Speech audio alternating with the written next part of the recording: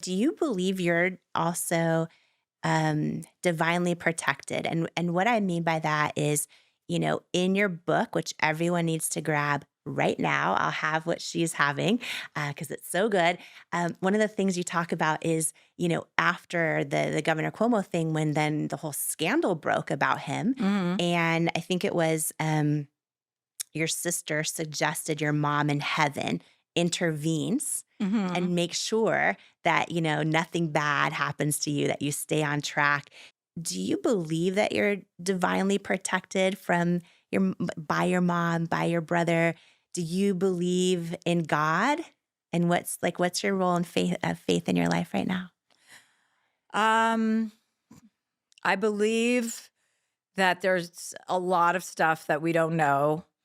I do believe in magic and spirits, and I don't think that energy dies. I don't think it doesn't. It transforms. So I think when someone dies with my mother, I believe that she is around me. I feel her around me all the time. Yeah. I have this symbol between my mom and me. When I see oranges out of place, that's my mom telling me it's okay. When I see two oranges, it's my mom and brother telling me it's okay. Mm. And I can't see them in a grocery store or in your kitchen, but if I see them, I was skiing once on my birthday. I believe it was like my 44th birthday, and I was in Whistler. I'm always there for my birthday, except for this year because my book release. But and was skiing through these trees with a girlfriend of mine, and there was an orange in the middle of the trees, and I skied into it, and it popped up, Oh, wow. and it was like a snowy day, so there was a lot of snow. Like I wouldn't have seen it unless I skied right into it, and there was an orange, and it was my birthday, and I knew right away my mom was there. Mm. I just knew it, so I do believe in that. I do. I believe there's a man in the sky. No, I believe there is a universal intelligence, and the universe is here to guide that. There is some intelligence that we can't see, but when you tap into your best self, you feel it every single day. Even when the circumstances aren't what you imagine, when you are working in concert with the universe and you are happy and you choose happiness and you choose optimism, everything in life becomes easier. Mm. And you feel it. Like, Yes. I always say, like, you're in alignment with your assignment.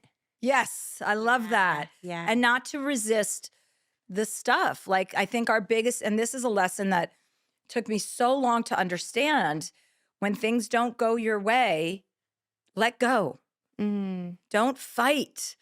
Like, it's okay. Let go of your attachment to the outcome of everything. Mm. You have to let go of that to enhance your own life. Yeah, I always believe, in my life, like, oh my gosh, I've had so many years of hundreds and hundreds and hundreds of rejections, Mm. in building my first business, and I know in the entertainment industry, I mean, that's rejection on steroids, but I've always believed that, like, rejection's God's protection, and I also think that, like, and so, yeah, when I get rejected now, or something doesn't go my way, like, in the past, I'd be like, "Oh, I'm not enough," or that I'd have all those thoughts. Now I literally, Chelsea, I believe, and I think this is universal, whether someone believes in God or the universe or any of that. I believe God will block our value from people, who aren't assigned to our destiny. Like, I believe it. So if there's, like, a friend and I'm like, "Oh, why didn't I get invited to the thing?" I'm like, "Oh, I'm not," like, I trust it now. I don't feel, and I Right, feel like the right right. people will come into my life, and if Yes, somebody doesn't see my value, and I really believe, like, okay, I've gotta trust that it's being blocked for some reason, and I have to trust it's, like, for a higher good, I love that. and, I have now saved so much time worrying Yep. or trying to, The stress and the worry yeah, and the negative talk. yeah, I like, even when I send a text to a close friend, yeah, and like, let me think of a good example. Like, I'm never ever going to put negativity in writing. mm, Do you know what I mean? Like, mhm, when I'm sending a text, like if they say, "Oh, hey, do you want to do this? Do this?" They send, my publicist send me a list of podcasts. Here are your offers. Which ones would you like to do? I won't even say I don't want to do one. I say I'd like to do this, this, and Mm, this. These sound so exciting. I'm just so much more aware of putting positivity out mm, instead of negativity. Instead of saying I don't want to do something. No, no. Tell me what you do want to do. I I can't go to dinner, like, even if it's just the simplest exchanges. I've stopped myself, like, when I've realized I might be making fun of someone in a text. I'm like, no, no, no, I don't want to be putting anything like that. Writing something down has like an energetic impact yeah. about your whole life. So, like, I've always felt that way about writing. You know what I mean? Be careful what you write. It's Mhm, going to be there forever. Anyone can hack any of your things. mhm, But not just from like a paranoid perspective of, oh, someone might read this one day. From what kind of person do you want to be? Do you want to be mm, putting out the good vibes or the negative vibes? mhm, And the negativity is very infectious, mm. and it can feel really good, and the payoffs can feel really good in the moment. Gossiping and being mean spirited about someone that you both don't like, and da, da, da. But that's not where I will not ever spend my time doing that in this life again. Mhm. Mhm. I want everyone to hear the detail in what you just said, um, because a lot of people do that and don't even realize they're doing it. Right. You could do it and have a big payoff most of us don't get, which is you make people laugh. You could make people laugh by doing it on top of it, and you're that tuned in where when someone says, "Oh, here's a list of podcasts," you won't even say like, "Oh, I don't want to do those." You're going to say, "Oh, here's the ones I want to do." You're tuned into that level of what you're putting out. And also, like, this was the example It's I was going to fascinating. say. It's like, how sometimes somebody will invite you to dinner, Yeah. or I'll invite someone to dinner, and then they respond with, I can't, I have to do this, this, this, this, this, and this, and this. That's not necessary.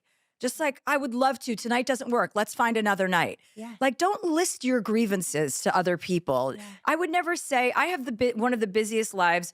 Probably anyone in my, like, I know how busy my life Yeah. is. I would never sit and list all of the things I have to do to another person and write that in a text. Mhm. Like, there's so much of Like a friend asking you to come over yeah, and can you're you come like, over to, like, if yeah, someone said, "Hey, yeah, are you doing anything? Can you come over?" I'd love to. Today's not going to work. This is when I'm in town again. Let's see if we can hook up then. yeah, Make it positive. yeah, Don't write down everything nobody, like, that's just not helpful.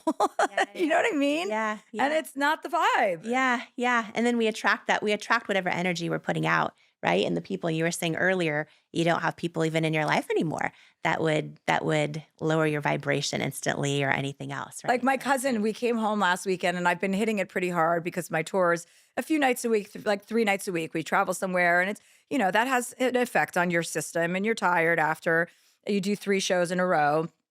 And we were coming back, and we were landing on Monday, and I was walking straight into my podcast. I was interviewing Riley Keough at the time, and for her book. yeah. And my cousin was on the road with me, and she has a young daughter. And she's like, I am going home and getting into bed for 8 hours straight. I'm not speaking to my husband. I'm not speaking to my daughter. I have to recover from this weekend Hmm. because of all the travel and all the fun. And she said, and you also, we need to give you days that you don't have anything to do. Like, this is crazy. Your schedule is crazy. I'm like, it's not. I go, Hmm. I'm doing this all so I can have a month off in December. I'm going to Hmm. get a whole month of nothing work related because I'm hitting it so hard now. Like, I welcome it. You know what I mean? Hmm. Don't make it into a negative. It's a positive. If anyone can take it, I can take it. You know what I mean? If anyone can hustle, I can hustle. So I welcome it, and I'm grateful for the opportunity to come up here and sit down with you. I'm not like, oh God, I gotta go drive up to Montecito. No. It's the opposite. It's like, I can't wait to go have an incredible conversation with this amazing woman. And then I get to your house and I'm blown away by this whole thing. Like, Yeah. how happy making is it? Yeah.